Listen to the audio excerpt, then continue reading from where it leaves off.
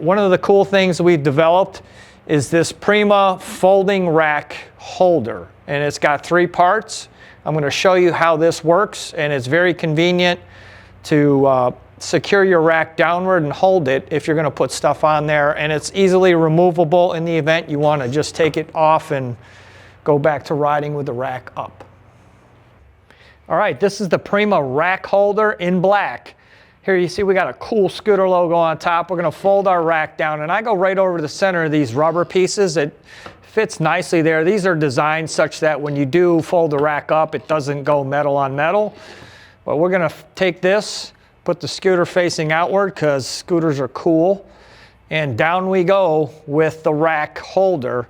Now this comes with a washer and a nut, so you just slide the washer on top here, and then your nut just goes right over the bottom and twist it on.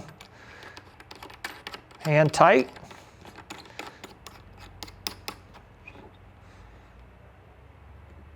There you go.